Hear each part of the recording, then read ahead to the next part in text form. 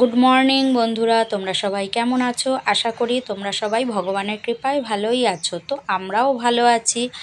তো এখন বাজে সকাল 6টা। এখন থেকে আমি আমার ব্লগটা স্টার্ট করছি। তো সকালে যেরকম উঠি 4:45টার সময় আজকে উঠেছি, সমস্ত কাজ আমার হয়ে গেছে। বাসি কাজ করে জামা কাপড় ছেড়ে ভাবলাম কি সময় যখন আছে চলো ঠাকুরের কাজটা করে নিই। তো ঠাকুরের থালা বাসন আমার মাজা হয়ে গেছে, ঠাকুর ঘর মোছা হয়ে গেছে, ওগুলো করে ভাবলাম ফুলটাও তুলে ফেলি। তাই চলে এসেছি ফুল তুলতে।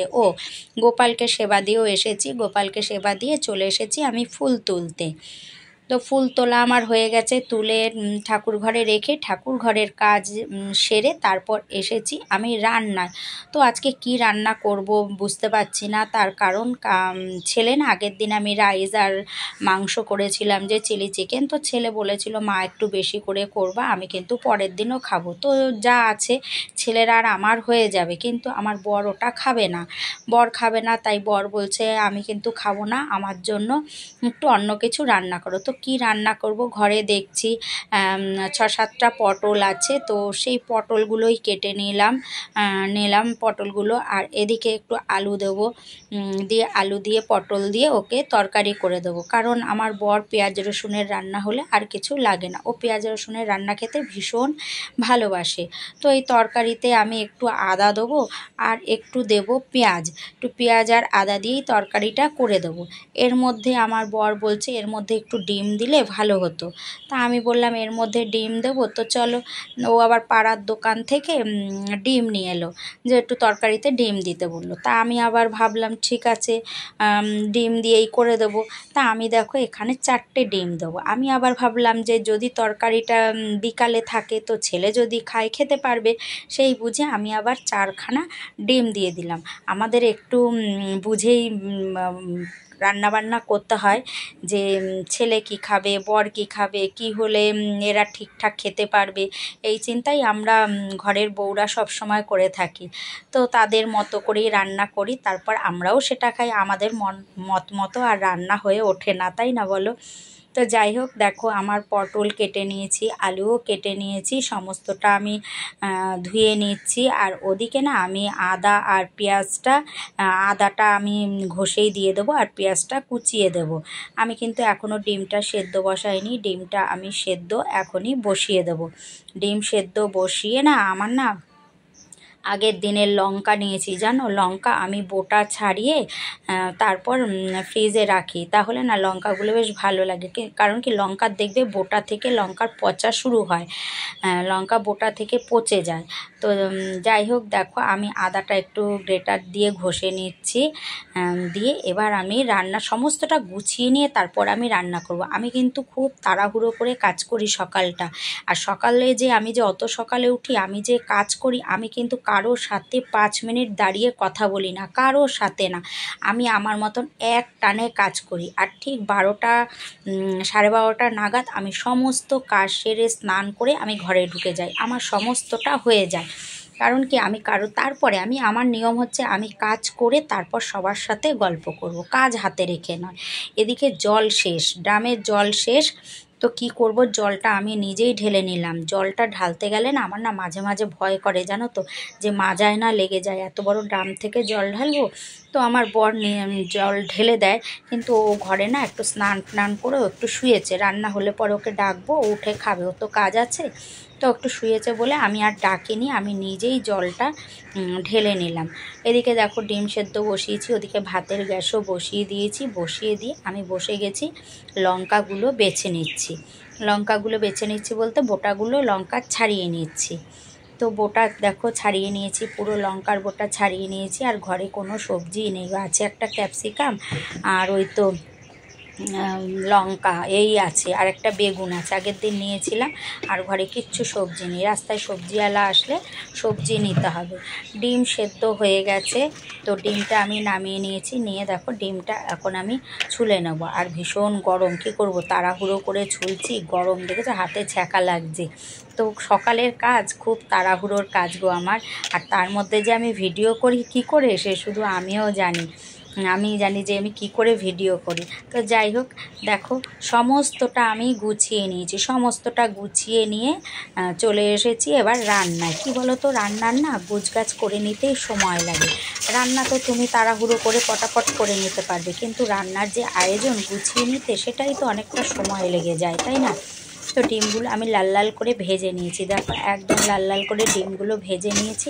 এইবার আমি আজকে না পটল আর আলু কোনোটাই আমি আলাদা করে ভাজবো না, একসাথেই দুটোকে দিয়ে দিয়েছি। নাহলে কিন্তু আমি আলু পটল আলাদা করে সবসময় ভাজি, কিন্তু আজকে আর সেটা আমি করলাম না।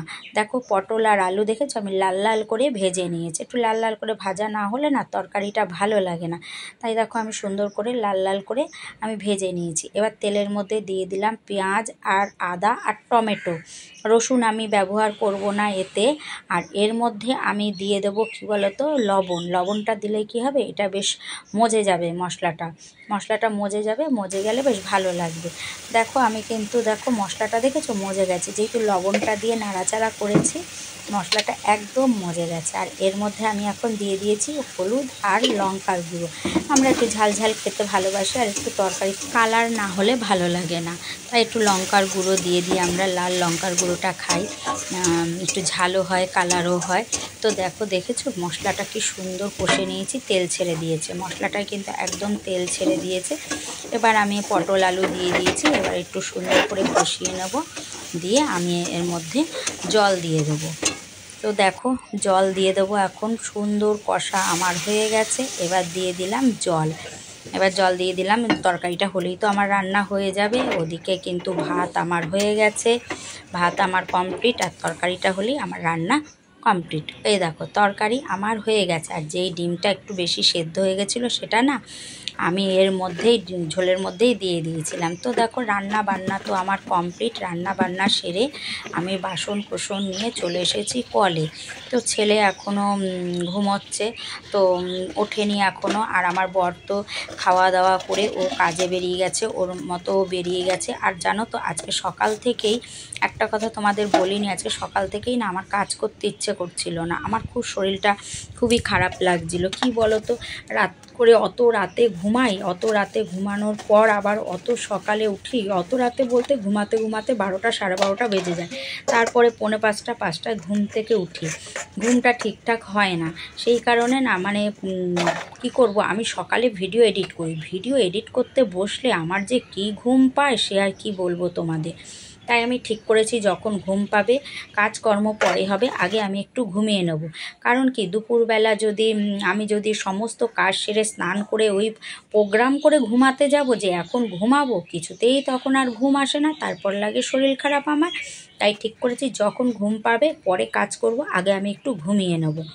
তো সেই মতন আমি কি করেছি, তাড়াতাড়ি করে এসে বাসন কোসনগুলো মেজে নিলাম আগে, বুঝেছো? বাসন কোসন মেজে বাসন কোসন ওগুদ দিয়ে এসেছি, দিয়ে জামা কাপড় কিছু ভিজিয়েছি। এগুলো রোজকার জামা কাপড়, রোজ যেই জামা কাপড় গায়ে দেয় ছেলে, আমরা যেই সব জামা কাপড় রোজ পরি সেগুলোই আমি হালকা সার্ফ দিয়ে প্রত্যেক দিনই ধুয়ে দিই, আর একটু কমফোর্ট দিয়ে দিই। তাহলে আর বর্ষাকালে না জামা কাপড়ে দুর্গন্ধ হয় না।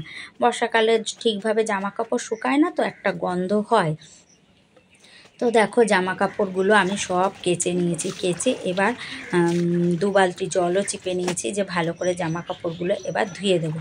ধুয়ে দিয়ে তারপরে কিন্তু আমি আজকে ঠিক করেছি আমি আজকে একটু ঘুমাবো, কারণ আমার শরীরটা খুব ক্লান্ত লাগছে, আজকে খুবই ক্লান্ত লাগছে, একদম শরীরটা ভালো লাগছে না আমার, এত খারাপ লাগছে যে কি আর বলবো।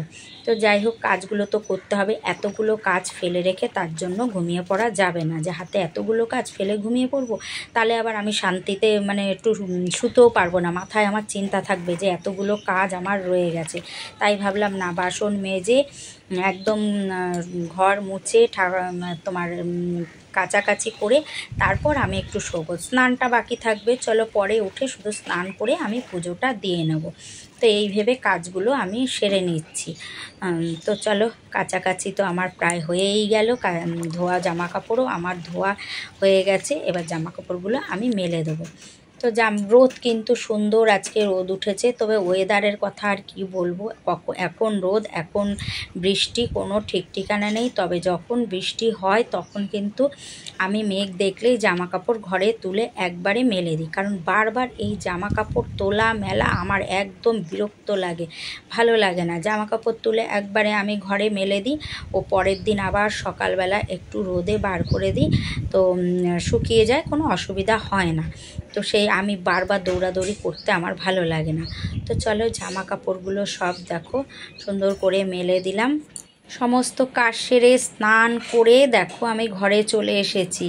সমস্ত কাজ সারা আমার হয়ে গেছে, স্নান হয়ে গেছে। এখন কিন্তু আমার পুজো বাকি, আর আমি কিন্তু ঘুমিয়েছি আজকে। এখন আমি কিন্তু ঘুম থেকে উঠে আমি সমস্ত কাজ সেরে একটা ঘুম দিয়েছি, দিয়ে তারপরে গিয়ে আমি স্নানে গেছি। তো স্নান করে এখন যাব পুজো দিতে। পুজো দিয়ে এসে ইচ্ছা আছে সবার ভিডিওগুলো দেখব।